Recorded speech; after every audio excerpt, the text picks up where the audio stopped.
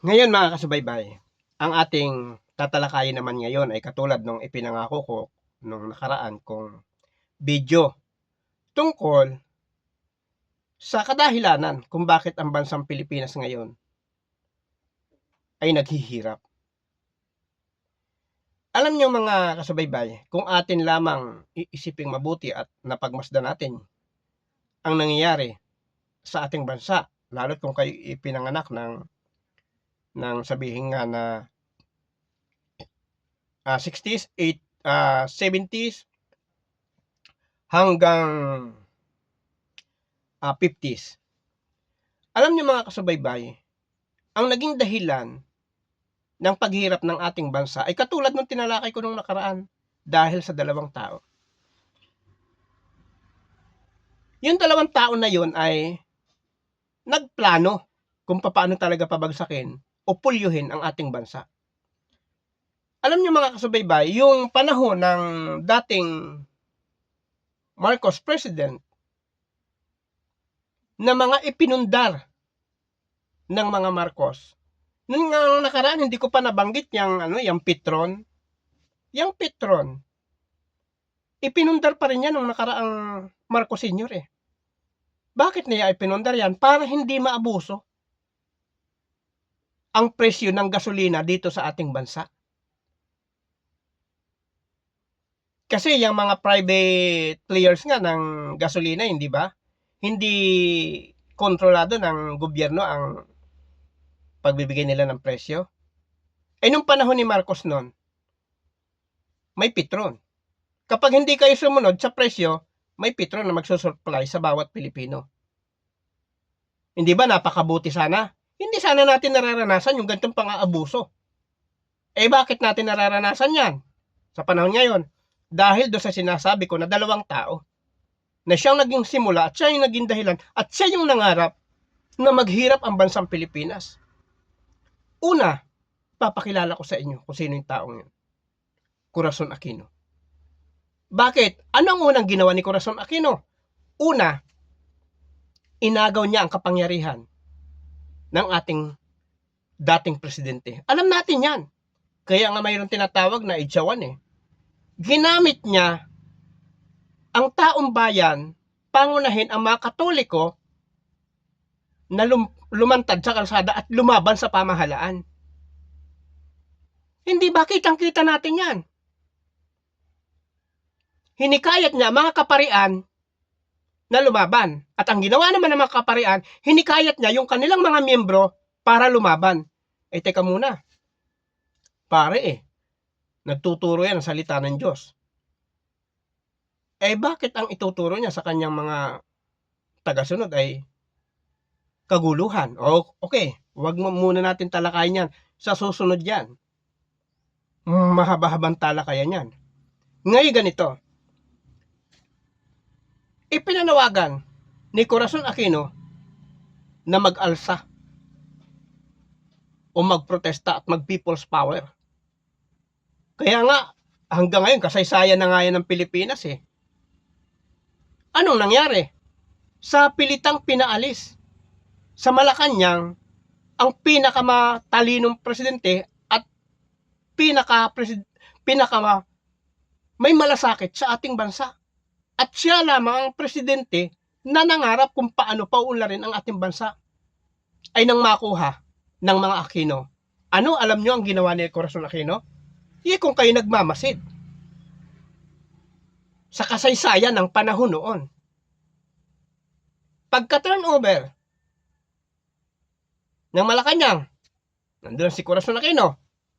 Anong ginawa ni Corazon Aquino? Parang ano pa lang yun 12 araw sa pagkakaupo ni Corazon Aquino. 12 araw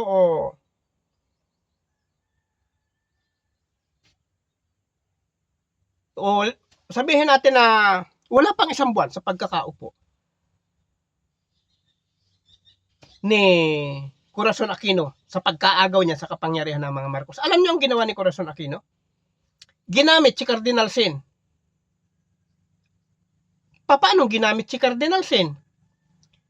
Ang ginawa ni Cardinal Sin, yung ipinatayo ni Marcos ng dating presidente na tunawan ng bakal na kinakailangan ng ating bansa, pangunahin kailangan ng ating bansa dahil ginagamit yun sa pagpapatayo ng mga nagtataasang building. Sa pag-unlad ng ating bansa, alam nyo ang ginawa ni Corazon Aquino? Inutusan si Cardinal Sin pumunta sa bansang Korea. Bakit? Ipinagbili sa bansang Korea yung ipinatayo ni President Marcos na mga tunawan ng bakal.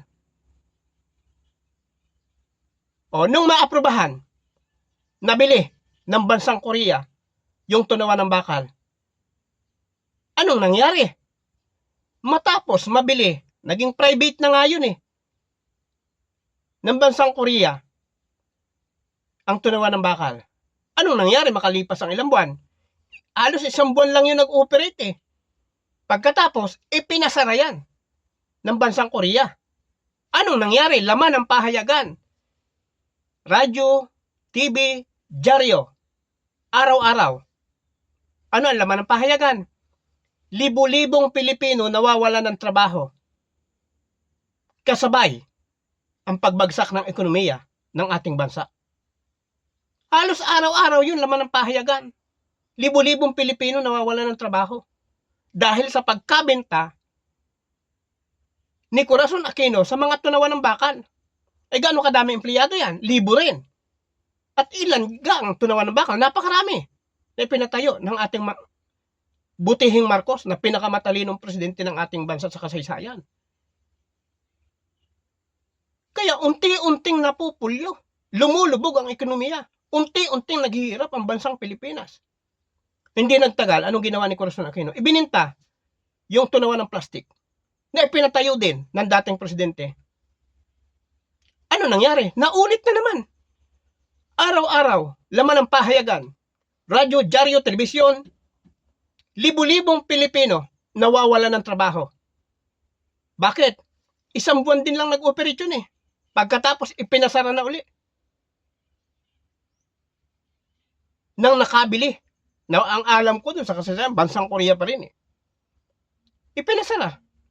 Bakit? Ang layunin ni Corazon Aquino, pulyuhin mismo ang ekonomiya ng ating bansa at paghirapin ang bansang Pilipinas. Yan talaga ang dahilan ng pagkahihirap ng Pilipinas, yung simula ng paghihirap. Hindi ba? Yun ay kung kayo lamang ay nagiging mulat o gising sa nangyayari sa ating bansa. Laging isisisi nyo sa mga Marcos. Hanggang sa ngayon, Marcos pa rin. Sino ba naging dahilan? Sana malaman itong napakaraming Pilipino na talagang naging dahilan at naging simula ng paghirap at ang nangarap na maghirap ang Pilipinas simula nang maupo sa Malacanang ang mga Aquino. Yan lang yun.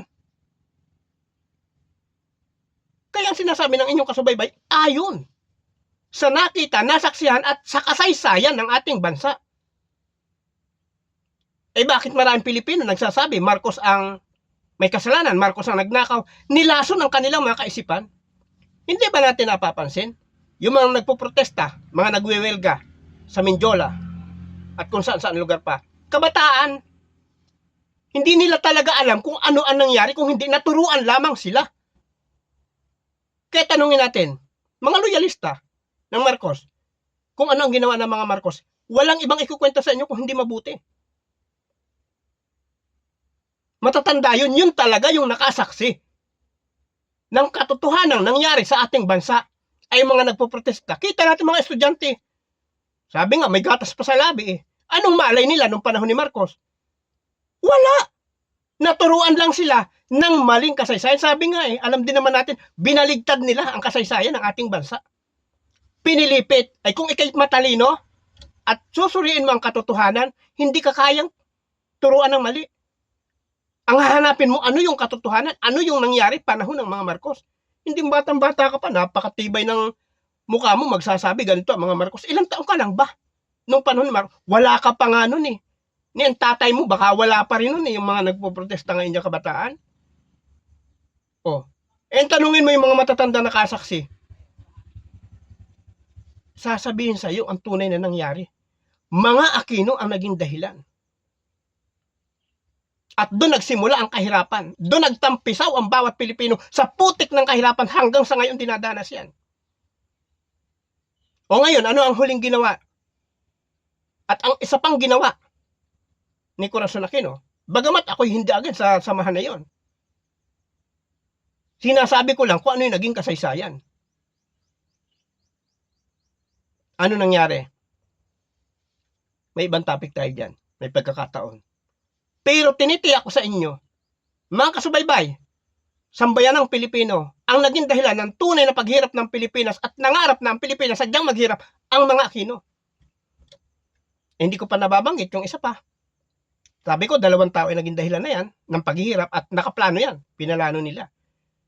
May part 3 ito. Hindi ba mga kasubaybay? Kaya tayong mga Pilipino, huwag tayong madadala sa kung ano lang ang narinig natin. Dapat tuklasin natin ano yung totoo talaga. Eh kung tayo madadala sa isang narinig lang natin, hindi na tayo nagsuri. Para ka lang alon sa dagat. Pinapadpad kung saan saan. Walang direksyon. Kung ikaw ay Pilipinong may talino, laging dalawa lang ang dapat mong hanapin. Katotohanan, kasinungalingan. Eh naturuan ka, may agam-agam sa'yo dahil may nababalitaan ka pang iba. Kung kayo may talino, susuriin mo yung isang panig. Ano ba totoo? Ano ba yung kasinungalingan? Hindi, ang ginawa mo naniwala ka agad. Nasaan yung talino mo? Nasaan yung prinsipyo mo? Prinsipyo mo na sumunod sa kasinungalingan? Katulad ng nakikita natin ngayon sa Senado, maging ang batas, pwede nilang maliin. Nakakatuwa. Matatalino pa naman, kaya naghirap ng Pilipinas, sobrang talino nila Ay, hindi ba? Okay muli, nagpapaalam ang inyong kasubaybay. Sa susunod na mga video, patuloy nyo subaybayan ang aking Facebook page at saka sa YouTube channel, Subaybay Channel, upang palagi kayong may masubaybayan sa inyong kasubaybay. Bye-bye.